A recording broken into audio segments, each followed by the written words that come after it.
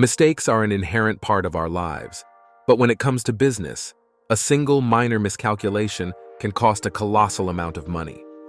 In this video, you will learn about costly mistakes that resulted in damages amounting to millions of dollars or more. Enjoy watching.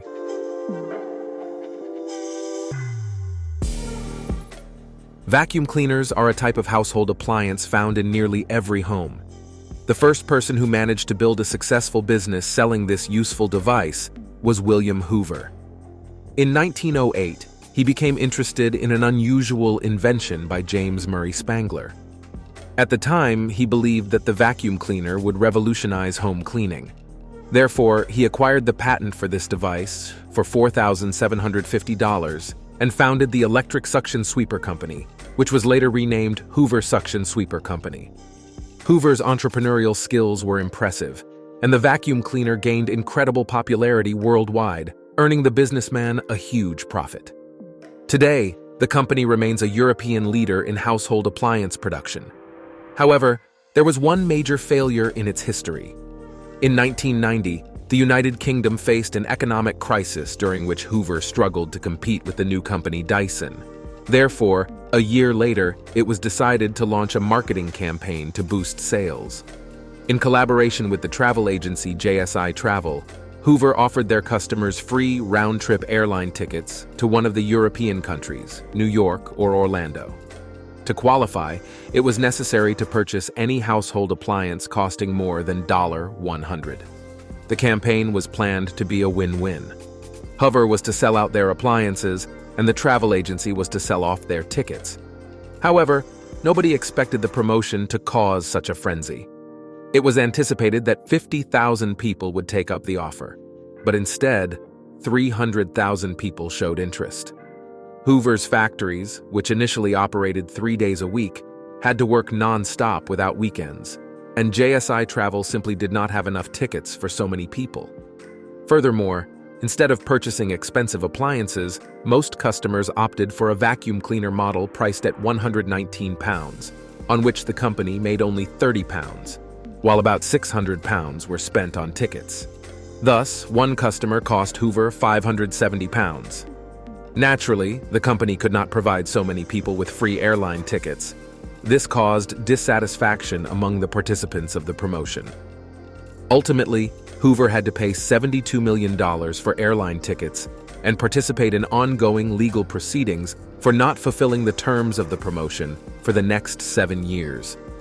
The company's market share in the UK, once exceeding 50%, dropped to 10%.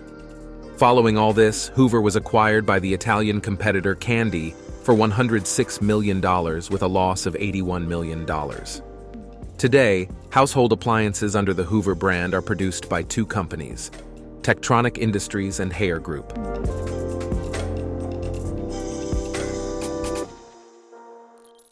In 2007, two promising American programmers, Jan Koum and Brian Acton, decided to apply for jobs at Facebook.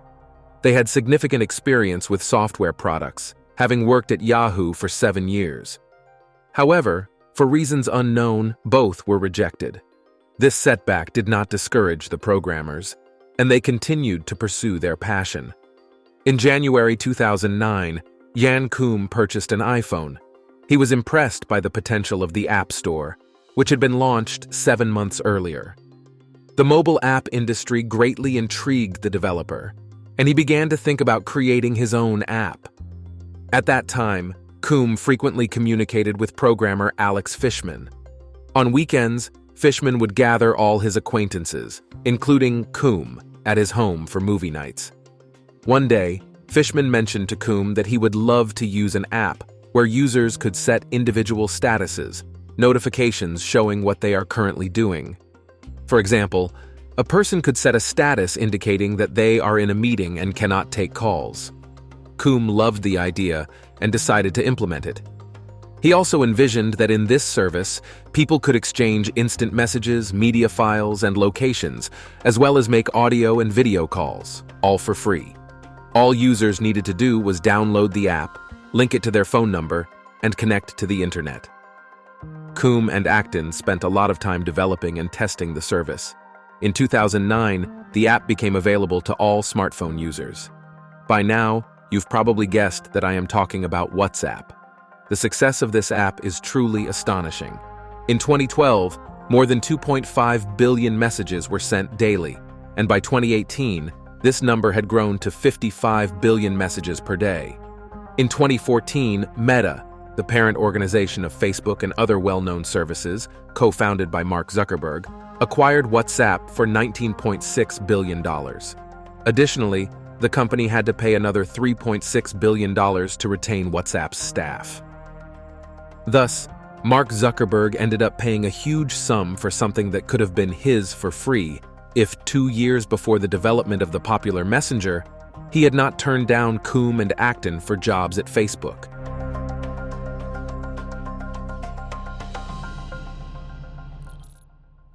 All business owners try to present their products in a way that makes people feel they cannot do without them. This is a perfectly normal strategy, given the incredible amount of offerings in the market today, and each entrepreneur needs to differentiate their product from competitors. Admittedly, it would be strange if a businessman suddenly publicly declared that his goods were of very poor quality, but it turns out there was indeed such a case. English businessman Gerald Ratner inherited a small jewelry manufacturing business from his father in 1984. It should be noted that he managed this business very well, and within 6 years, he was able to build a real jewelry empire, Ratner's. At that time, Gerald focused on the segment of less wealthy people and engaged in the production of inexpensive jewelry. This strategy worked very well, and the network expanded from 120 to 2,000 stores across the United Kingdom. Gerald became incredibly wealthy and successful. However, after one foolish joke, he lost all his fortune. In 1991, Gerald was invited to speak about his business success at the Institute of Directors in the UK. Before the speech, one of the consultants, knowing the businessman's excellent sense of humor, suggested he tell a few jokes to the audience. Gerald decided to follow this advice, but his jokes were taken literally. The first joke from the owner of Ratner's Group went like this.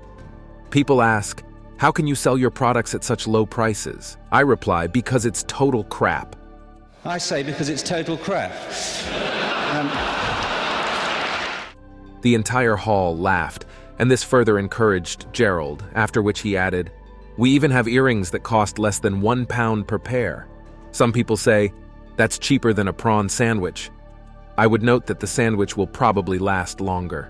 But I have to say, the sandwich will probably last longer than the earrings, but anyway. The next morning, these jokes spread across all media. Naturally, his customers felt insulted and stopped buying the jewelry crap from Ratner's, which in turn led to a collapse in the company's stock value. In just 10 months, their price fell by 80%. Gerald had to sell his once successful business in order to cover a debt to the banks amounting to $1.3 billion. Thus, following his inappropriate jokes, the businessman went completely bankrupt.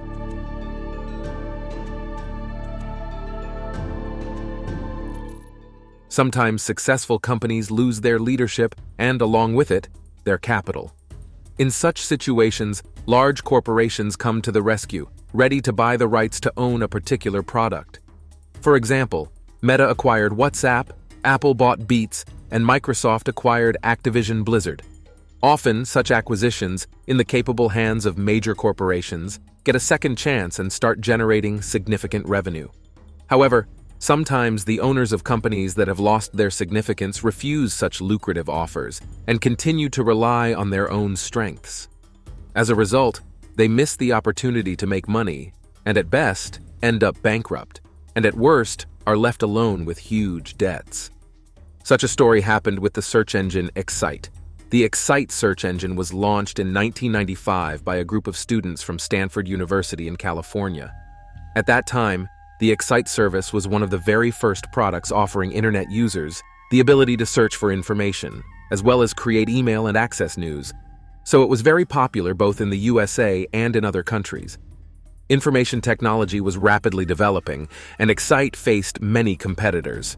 For this reason, the company had to constantly change its business strategies. This helped the service maintain top positions in terms of traffic, second only to the Yahoo search engine. In 1999, Excite's CEO, George Bell, was approached by two Stanford University graduate students, Sergey Brin and Larry Page, with an offer to buy their new search engine, Google. The deal was priced at $1 million. However, Bell rejected the young developers, which became a fatal mistake for his company. Page and Brin independently managed not just to develop their product, but to turn the company into one of the largest corporations. According to official data, Google's notional value exceeds $1 trillion. What happened to Excite? The service was sold to several companies. Currently, in the website traffic rankings, Excite is below the 10,000th place. Yet, the company's leaders had the opportunity to transform into a massive corporation, thanks to two ambitious programmers. But they missed it.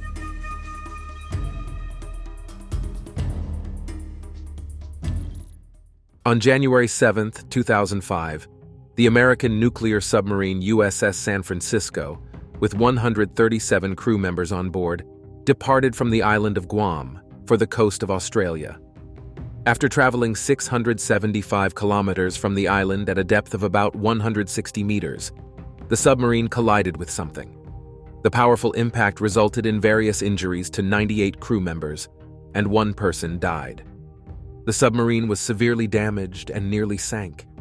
The front ballast tanks were breached, forcing the ship's commander to fight to maintain positive buoyancy and surface. Remarkably, the crew managed to do this, and after surfacing, the vessel was towed to base. When the USS San Francisco was lifted from the water, the extent of the damage to the nuclear submarine became clear. However, its robust hull saved the submarine from a catastrophe, including damage to the reactor compartment. Many of you might be wondering what the nuclear submarine collided with. During the investigation, it was found that traveling at a speed of 34.5 knots, about 64 kilometers per h, the submarine hit an underwater seamount. But why was the crew not warned of the danger?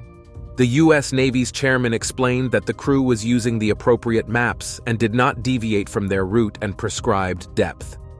It appears that there was simply no information about this underwater seamount on the map. Such incidents occur since the world ocean is still largely unexplored. A mapping error led to serious damage and the death of one person. Initially, the cost of the repairs was estimated at $88 million, but in reality, the submarine repairs required $135 million.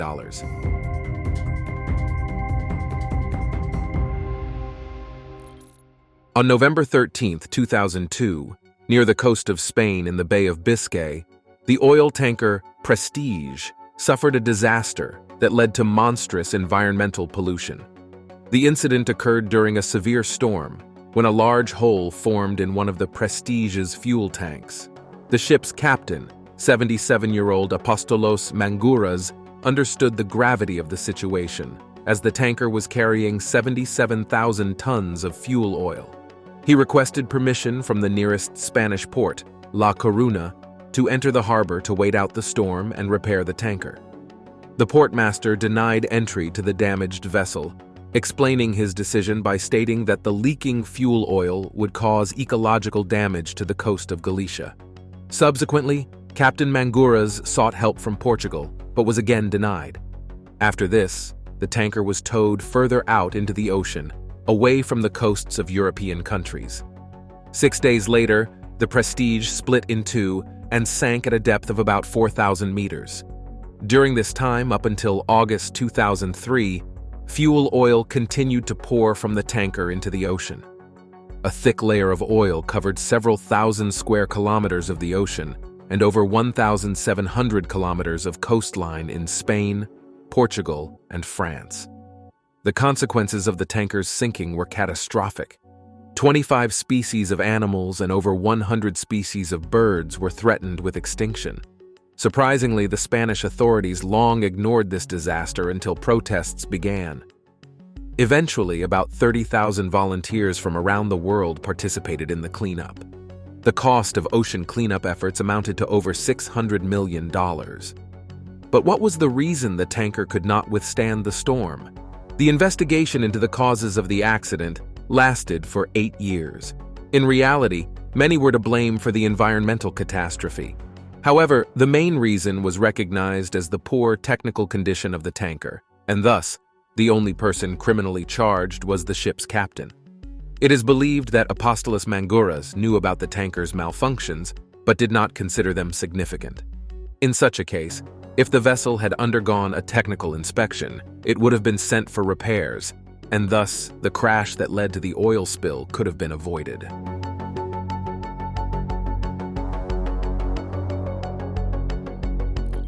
In 2014, a serious incident occurred resulting in significant losses for Boeing.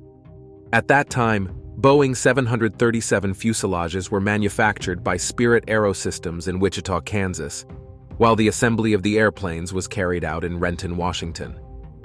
The distance between these two cities is 2,900 kilometers, which posed a certain problem in logistics. Transporting fuselages using trucks and airplanes would be uneconomical, as these modes of transport could only deliver one fuselage unit at a time, which is very little. Using trains for delivery is more time-consuming, but this factor is compensated by the possibility of larger transportation volumes. On average, 60 fuselages were delivered monthly by this method. It was indeed beneficial for Boeing to collaborate with the railroad company BNSF Railway. However, everything changed on July 3, 2014.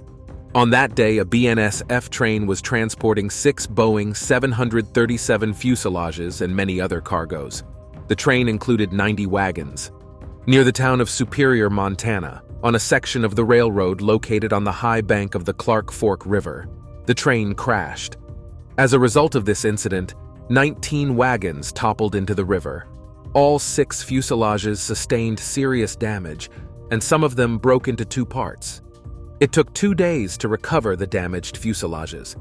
According to the Seattle Times, all of them were beyond repair and ultimately had to be written off. This incident resulted in Boeing losing about 14% of its planned aircraft output for July 2014. Undoubtedly, the company demanded a full investigation of the incident. After determining the details of the crash, experts from the Federal Railroad Administration admitted that the cause of the train crash was damaged railroad tracks. For Boeing, the loss of 6 fuselages led to substantial losses. The cost of one Boeing 737 was about $90 million. Thus, the total damage amounted to no less than $540 million.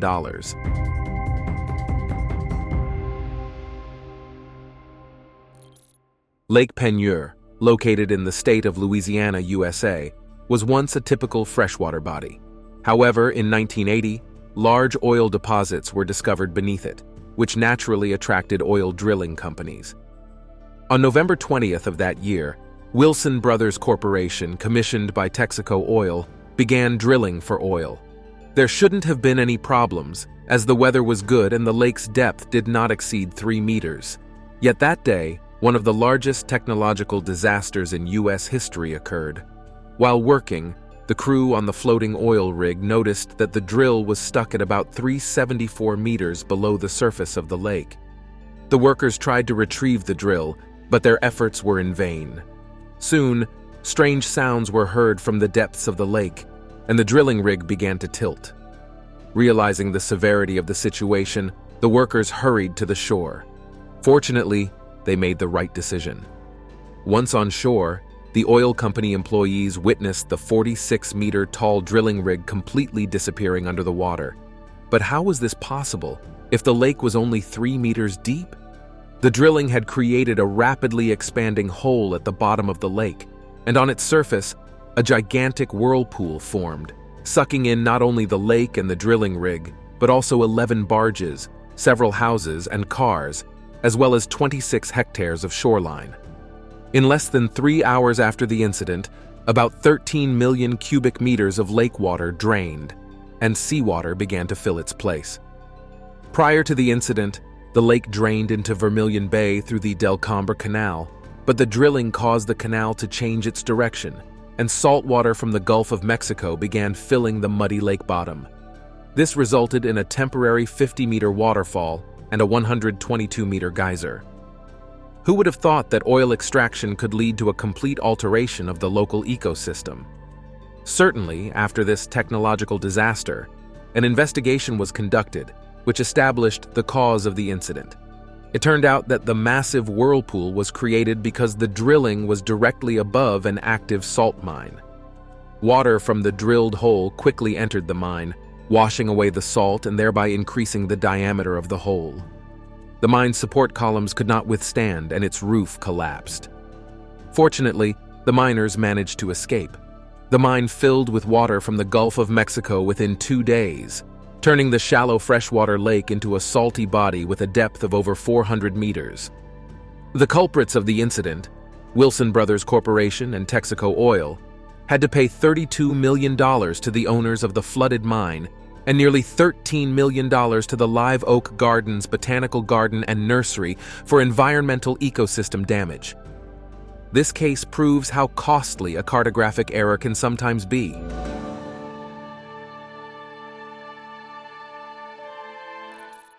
Volkswagen is one of the largest European automotive groups, producing vehicles under 11 globally recognized brands. For many, Volkswagen is synonymous with German quality and, consequently, honesty. However, it turned out that the management of the automaker engaged in a massive deception of authorities and the global population for their own benefit. In 2015, after a lengthy investigation, it was revealed that Volkswagen had been selling diesel engines marketed as environmentally friendly. Don't believe it? Then look at the giant storage facility in Victorville, California. Spread over 54 hectares, there are 21,000 new cars that were banned from sale after the exposure of the group's activities. Unfortunately, this is not the only storage site for these decommissioned cars. Diesel engines were developed in the early 20th century. Afterward, they became incredibly popular. However, over time, it became clear that such engines have a significant negative impact on the environment. For this reason, the Clean Air Act was adopted in the United States in 1963, aimed at controlling air pollution levels. With the new regulations, automakers faced the challenge of producing fuel-efficient vehicles without harming the environment. Cheating regulatory institutions seemed impossible, as new cars underwent tests to measure the volume of harmful emissions before they were sold. However, Volkswagen managed to do so. During the investigation, it was discovered that the German conglomerate had developed special software that could cheat the tests by adjusting emissions depending on whether the car was on the road or on a test stand. During testing, the engine operated in a special mode, demonstrating emission levels within the legal limits. However, during normal operation, the engine functioned in its usual mode, heavily polluting the environment. When the secret was revealed, Volkswagen admitted its guilt and began recalling vehicles and paying fines to authorities and compensation to customers. Consequently, the group recalled at least 500,000 vehicles, mainly Volkswagen Passat, Jetta, Golf, and Audi A3 models. The scale of this deception was colossal. In total, Volkswagen had to pay an astronomical sum of over $33.5 billion. This greatly reduced the automaker's market capitalization, which now stands at about $48.5 billion.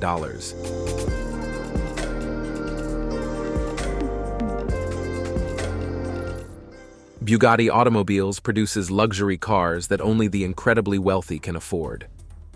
Typically, the owners of these hypercars are people who can boast their own collection of cars, yachts, and even airplanes. These machines are truly exclusive and incredibly expensive.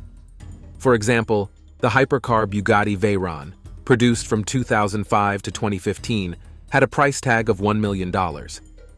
In 2009, there were only 15 vehicles of this model in the United States, and the owner of one of them was involved in a rather curious incident. In November 2009, a fortunate owner of a Bugatti Veyron named Andy House, while driving on a highway frontage road, lost control and crashed into the Lamarck Lagoon in East Texas. His hypercar was wrecked and ended up about 1 meter underwater, while House managed to escape from the vehicle but failed to turn off the engine. Naturally, the man was reluctant to part with his car, but he had insurance. That's when he concocted a plan to claim the payout. When the police arrived at the scene, he told them that he was driving at a legal speed, when suddenly, a pelican flew low right in front of his car. He instinctively swerved to avoid hitting the bird, which led to the accident. Since it was an accident, House demanded compensation of $2.2 million from the insurance company. However, he was ultimately unable to collect the money.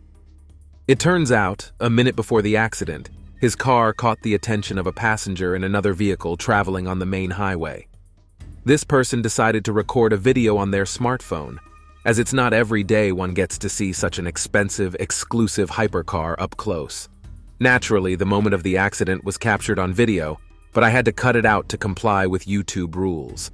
However, there was no Pelican to be seen either before or after the car fell into the water. This video was published online and garnered over 3.5 million views. Unsurprisingly, House's deception was quickly exposed.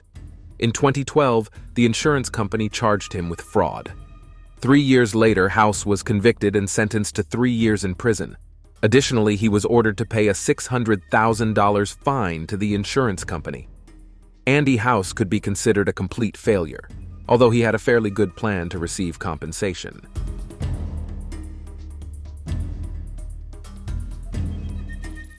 On August 26, 2023, drivers passing near the Brands Hatch race circuit in Kent, England, witnessed one of the most expensive accidents. That day, a car carrier transporting 10 supercars overturned.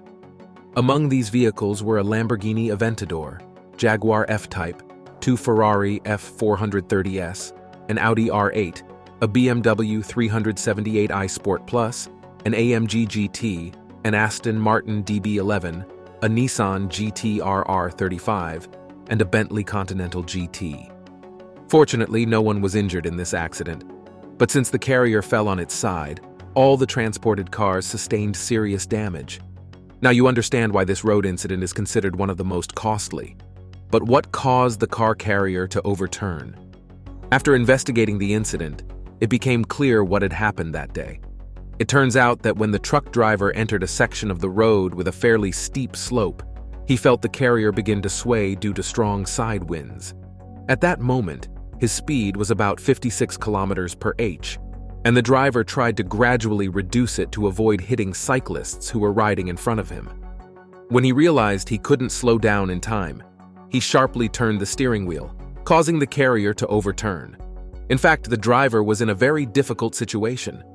He understood that if he did not act, people could die. But on the other hand, he would have to take responsibility for the damaged vehicles. Of course, the driver made the right decision, which ultimately saved lives. Experts estimated that the total cost of the damage from this accident was $2.5 million. It is unfair to categorize this story as a mistake since the driver could not see the cyclists when descending the slope.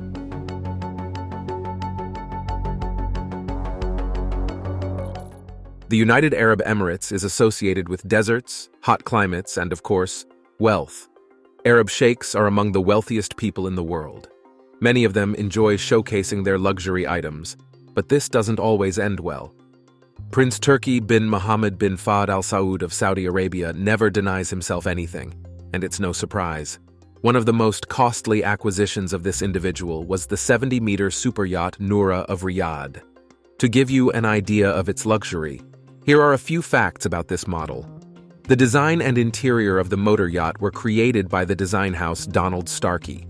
It features 11 comfortable suites for accommodating 18 guests and 1 VIP cabin. It can also carry up to 16 crew members to ensure a comfortable stay on the superyacht. On board, there is also a cinema and a jacuzzi. Like any other vessels, superyachts can break down and need repairs.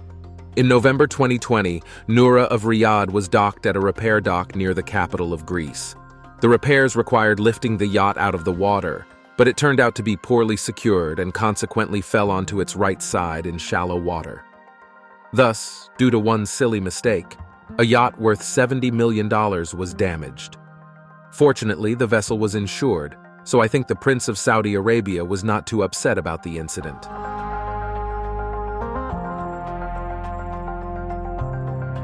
That's all from me. If you liked this video, don't forget to rate it, subscribe to the channel, and hit the bell icon. Your activity is the best reward for me. Thank you for watching. See you soon. Goodbye.